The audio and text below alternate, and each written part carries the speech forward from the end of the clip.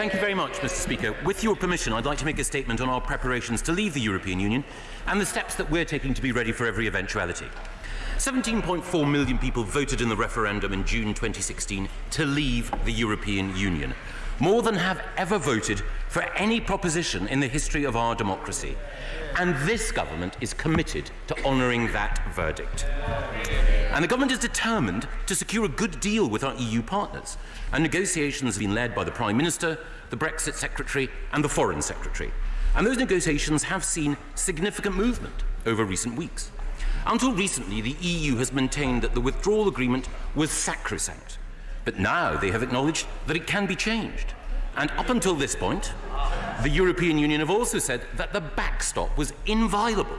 But again, European leaders have said that they are not emotionally attached to the backstop. And there are other ways of ensuring that we can safeguard the gains of the Good Friday Belfast Agreement and also ensure that smooth trade flows across the island of Ireland. I want to commend the Prime Minister and his colleagues for the progress that's been made in those negotiations, and I hope that everyone in the House will agree it's better for all of us if we can leave the EU with the withdrawal agreement in place. But government needs to be prepared for every eventuality.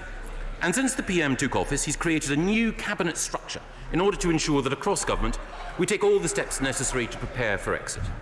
A new cabinet committee, EXO, has met 48 times and brought greater focus and urgency to our preparations. Our top economic priority is to ensure that we can maintain a smooth and efficient flow of goods and people from the UK into the EU and vice versa. We need to make sure that businesses are ready for changed circumstances and new customs requirements. Now, there are, of course, some goods that require not just customs checks, but other procedures, particularly food and products of animal origin. And we've been working with DEFRA and the relevant sectors in order to ensure that those businesses are ready. And we also take very seriously our responsibility to ensure that the rights of millions of EU citizens in this country are protected. And we're also working with our European partners to ensure that UK nationals in EU nations also have their rights safeguarded. The EXO Committee has also taken steps to safeguard and enhance national security and the operation of our criminal justice system, to enhance the free flow of personal data across borders, to ensure that we can support the devolved administrations in their work, and in particular to support the Northern Ireland Civil Service in its vital work. Now, with your permission, Mr. Speaker, I'd like to go into a little more detail about how we can facilitate the free flow of goods across borders. And it's in this context that I'd like to explain the role of Project Yellowhammer in the government's planning. If the UK leaves the European Union without a withdrawal agreement, there will be a third country, subject to the EU's common external tariff, trading on WTO terms, and exports will also be subject to new customs and sanitary and phytosanitary checks. These are unarguable facts.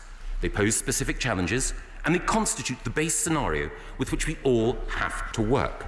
The Government Civil Contingency Secretariat have used these facts to develop a reasonable worst-case scenario of what might happen, including in cases if appropriate mitigations are not put in place and readiness measures are not implemented. That reasonable worst-case scenario and the steps required to mitigate it are the work undertaken under the name Operation Yellowhammer. And as the National Audit Office reported in March, work on Operation Yellowhammer has been going on since June 2018, and the NAO made clear then that departments are all working on the basis of a reasonable worst-case scenario. Now, many of the challenges that Operation Yellowhammer identifies relate specifically to flow at the border. It contains careful estimates of how flow might be affected through a range of factors, including if steps are not taken to help businesses to be ready. And that is why this government has taken significant steps in order to ensure that businesses are ready. Specifically, in adjusting to this new situation, we know that businesses require support to deal with those new customs procedures, and HMRC has acted to support traders. Importers will have access to transitional simplified procedures, which ensure that businesses have time to adjust to new duties. Businesses exporting to the European Union will need a specific economic operator registration indication number from HMRC.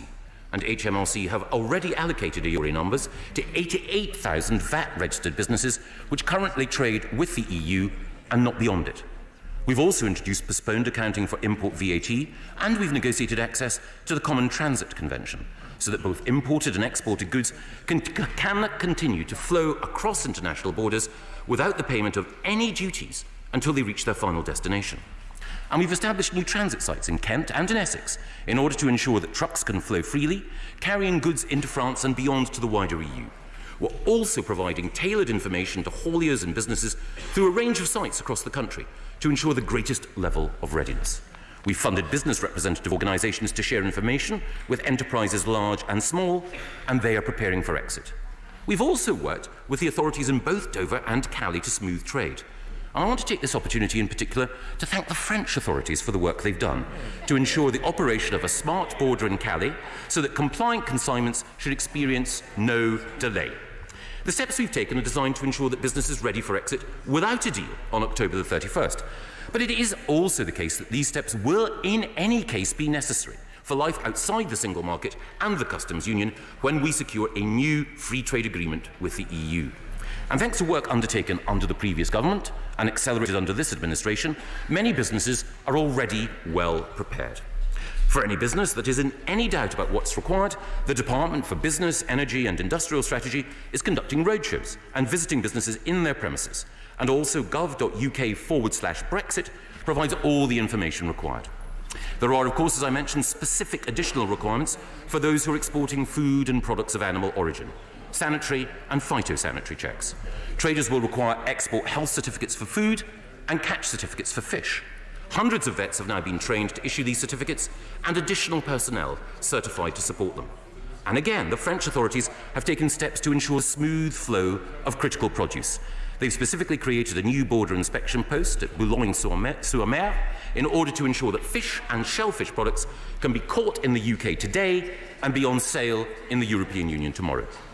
Now, of course, as well as making sure that commerce flows, we must safeguard the rights of individuals. That's why this government has provided the most comprehensive and generous offer to EU citizens in this country in order to guarantee their rights. It's already the case that under the EU settlement scheme, more than 1 million people have been granted status. And the Home Office is helping thousands of new applicants every day. And if any Member of Parliament finds that any of their constituents are having difficulties with that process, then I would welcome them getting in touch directly with me and the Home Secretary.